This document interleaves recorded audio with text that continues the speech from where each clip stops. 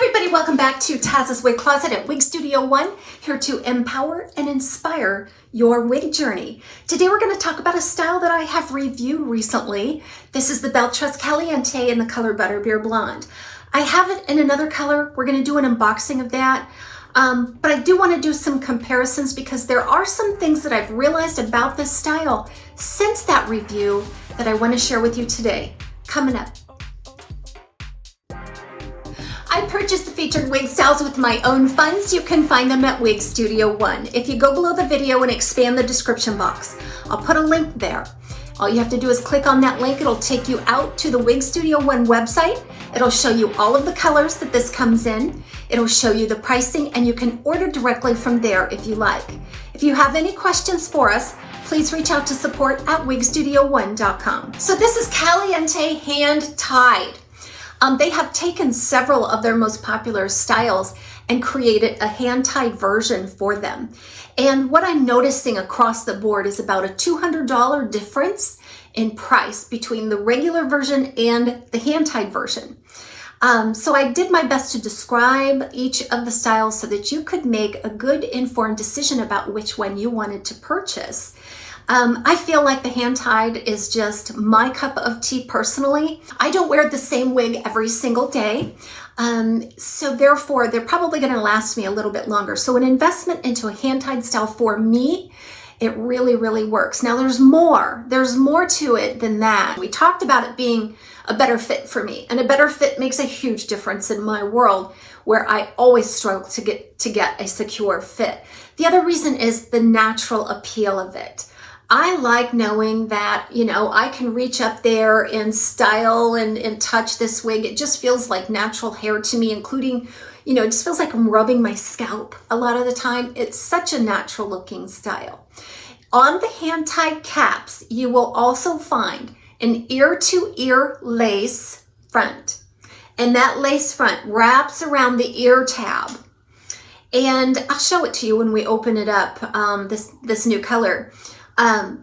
But that makes a huge difference too, because that lace front just extends and extends. You can get more styling options from it. And there's no seam that adjoins the lace front with the monofilament. So I like that as well. I don't have to do any strategic styling to cover up a seam. And lastly, the other reason why I really love the hand-tied is just because it's worry-free. Now, nothing, not even a hand-tied wig is going to look like your real hair. But to the untrained eye, it does. It really does. So if a wind blows up here and parts the hair when I'm walking from my car to the supermarket or during an outdoor activity, for the brief amount of time that it's lifted, you won't be able to see wefts. You'll be able to see that flesh-colored cap with the hand-tied knots, which is eminently more natural looking compared to a wefted wig style. I don't want to give you the impression that the original versions aren't natural looking, because they really, really are. Some of the best wigs that I have experienced are from the Belle Tress line. It is my current favorite brand for a variety of reasons. Doesn't mean it has to be yours. It's just mine at the moment. So when you have a wefted wig style, it's probably no big deal. I mean, I like the added touch of the realistic hand-tied cap and the flexibility that I have with it for styling and stuff. But I mean, if you have a wefted version and you're walking outside and your hair lifts a little bit, even if somebody sees it, which is doubtful, people aren't looking at you really. I mean, you think they are, but they're not. And if they are looking at the back of your head and the hair lifts up and there's a visible weft, so what, right? There are so many ladies. I am surprised to learn how many ladies are wearing like clip-in extensions and toppers and wigs. I would say a large portion of people are wearing some sort of alternative hair. So it's becoming more acceptable. So if the hair lifts up and you see a weft, you're like, oh, wow, you know, they have hair extensions, or, you know, they're wearing a wig. It's no big deal, right? You know, when I watch movies on TV or interviews or movies or whatnot, and I catch, especially the reality TV shows, I can catch little glimpses of the clip-in like hair extensions and stuff that people are wearing. And I'm just like, good for you. Your hair looks amazing. So, you know, good for you. And that's the way I feel about wigs too. So I wouldn't let the fact that it's showing weft be a concern and you got to rush right out and, you know, save your money for this hand-tied version. That's not what I'm saying at all. But for me, again, just to recap, the sizing, the flexibility in styling, and the realism, that's what's going to make me reach for the hand-tied version every single time. So what have I discovered about this wig style since the review? This is the same one that I unboxed and applied right in front of your eyes during the review. And I couldn't see all the way around. I'm blind. When I open that box and apply it, you get to see this wig before I do. So a lot of times I don't catch all those small details that are going to be important. So I thought I would jump back on today and just give you a rundown. First of all, this wig has more accentuated layering than the original Caliente. It's choppy, it's blunt cut, tapered. There's a real wedge effect, a real angular effect on this hand-tied Caliente. On the original Caliente, there was a slight angle, but nothing as dramatic as this. And I think what's going on here is that there's probably twice as much fiber on this hand-tied version compared to the regular version, okay? So those layers are gonna look more dramatic because there's more hair, there's more fiber. I mean, this is a thick head of hair. Remember, if it's on my head, it's my hair. I'm going to refer to it as my hair. If it's a wig or if it's in a box, it's my wig. On my head, it's my hair. But I can just get all kinds of volume, sexy, flirty volume just by fluffing up all of this fiber. Now you really have to really enjoy that kind of edgy, modern look of this wedge because it's pretty dramatic. I noticed that when I did my side-by-sides.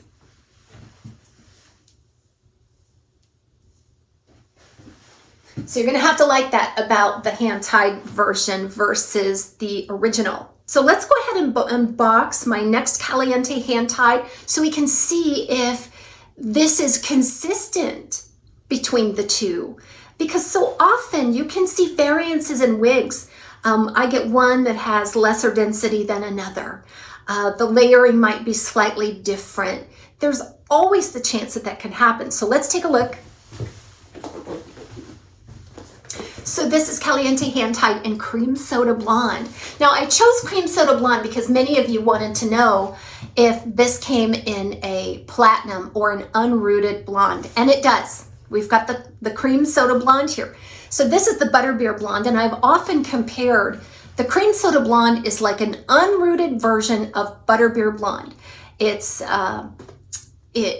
just a combination of some sandy blonde and a lot of platinum. To me, the Cream Soda Blonde reads just platinum, like a dimensional platinum shade without a root, of course.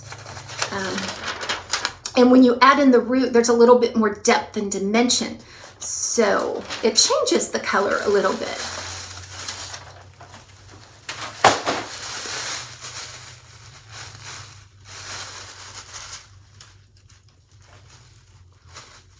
Okay. Yeah, this color isn't as platinum as some of the Cream Soda Blondes that I have experienced. There's a lot of dimension, in fact, in this color. In fact, I see some of that darker sandy blonde in there, and then some ash blonde perhaps, and then some ash platinum. Really brightens and lightens it up, but no root. Look, no root. So this will please a lot of you that really enjoy the unrooted platinums, the unrooted blondes. Maybe you are transitioning from a blonde to a gray. This might be a good color to consider.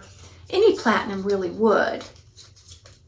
But this is going to be more cool in tone, it appears, although there are some warmer pieces in there. So that's why I like to say a lot of the times it's neutral leaning cool. I do that a lot because if you see some neutral or warm colors mixed in with the cool, you can't leave that out. To me, if you've got a lot of, if you have some warm and some cool, that reads more neutral to me because I can spot both in the style, in the color. But if it's heavier on ash, then I'll say neutral leaning cool. If it's heavier on warmth, you know, to me it'll be neutral leaning warm. Okay, there's the Caliente hand tied. I'm not going to go through this in great detail, but I do want to show you this cap real quick. There's the hand tied cap. Now on this one, because it is not rooted and it's a very, very light color, they use more of a cream colored cap compared to more of a flesh tone cap that you would see on some others. There's that wraparound lace, ear to ear, seamless back into that monofilament. You're going to find about 4.5 inches from the tip of the lace through the back seam, 4.5, and then 4 from seam to seam going in width. Then of course it's much wider there at the lace front, leaving you a ton of parting space here. Seems like those knots are fairly fine as well. Extended rose lace nape with strap type adjusters. I'm going to go ahead and cinch those in just a tad because that's exactly the adjustment that I had to make on this one. And then you've got these stretch panels with the cluster knots there. So let's go ahead and prepare to apply this. And again, I shake, shake, shake, shake and rake. Shake and rake with my fingers or a comb. Sometimes a brush if it's tightly compacted there. Belle Tress styles seem to separate and wake up a little more easily than other brands do. This again is heat friendly. And then we've got that weave part. I'm actually going to take a small brush. I'm taking a small brush just to separate and disrupt that. Now, because it's a mono top, you can part anywhere you like. My preferable parting space is just a little left of center. Okay. All right. Wow. Is this ever a gorgeous color? Look at that. That beautiful soft platinum framing the face, yet some dimension all the way around. Let's go ahead and apply this.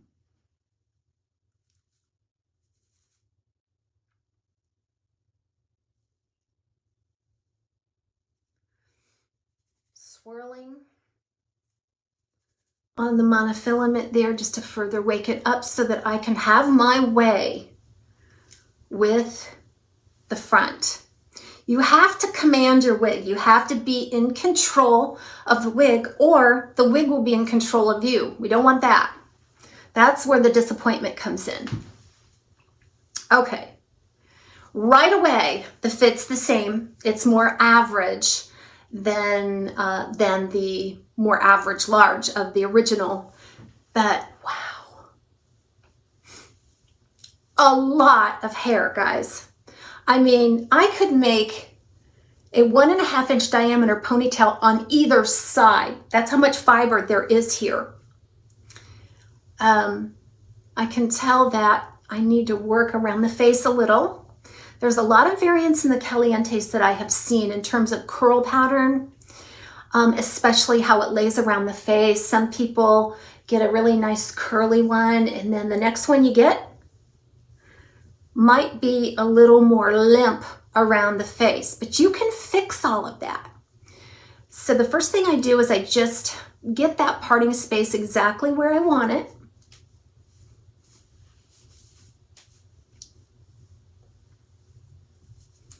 And then I set about just fixing it. This is an overwhelming amount of hair. And I say that because it's not long. If it were long, I can sort of justify that a little easier than when it's shorter because we're at 12 inches here. When it's shorter and you've got a lot of hair, a lot of volume, you sort of get that round bulbous effect. And for petite features particularly, that could overwhelm your features pretty quickly. Like mine. I'm 6'1" from hairline to chin. I'm only 5 inches from my width. And my neck is only 3.5. So everything is smaller on my face, like all the features. So this is an overwhelming amount of fiber for sure.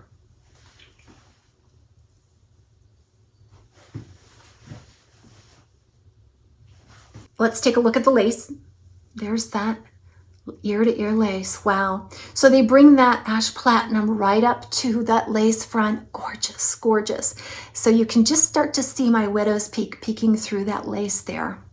Now, sometimes with the white knots, it's a little easier if you're up close to see the delineation of the lace front. You know, it's marked a little white. And that's okay. If you need to just put on some foundation powder or something at the root to soften it and help it blend a little easier, that's fine, because for most people, a platinum against your skin tone there's going to be a big difference there. So I would just take some of I use a medium translucent face powder, and I would just dab it in and then shake it out, you know. Don't allow it to cake in there, and sometimes that helps it blend. So again, I just unboxed this, so I can't see the back of it yet. All I can do is see a little bit of detail at the front. I can feel, I can feel how dense this is. So I think what I would do is I would take some water and just scrunch it. Now what that's going to do is that's going to shrink the fiber. It's not physically going to shrink the fiber, it's going to shrink the appearance of volume. So it's going to take that volume down a little bit. So let's check that out. Because again, this is a hand-tied cap. There's no permatease here. So I can just make this my own. I can make it my own through heat, with water, through styling. Never give up. Command that wig. Okay, so personally, this front piece is 7 inches, which I like, okay? I just wish it would taper down a little more here. I think if I didn't have all of this hanging way down, I think it would be a much better look for me personally. And I think that is why when I am asked, I will tell you that I prefer the Dalgona 16 over the Caliente because of the layering and how it frames my face. But you can be your own judge. Knowing yourself and developing your preferences is a huge step in your journey to wearing wigs, because it's going to help you manage your wig buying. There is no simple way to get there though. You have to experiment, and if you're one of the lucky ones, you'll find the right wigs right away, but most of us, it takes a while. Okay, so this is it. I think what I'll do then next is we'll do some side-by-sides so that I can look and you can see too any differences. I feel like the volume and the density on this piece is pretty much the same as on the Butterbeer Blonde that I just showed you. It does seem to be a little more around the face for me, but again, until I see it side by side, I won't know that. So let's go right into it.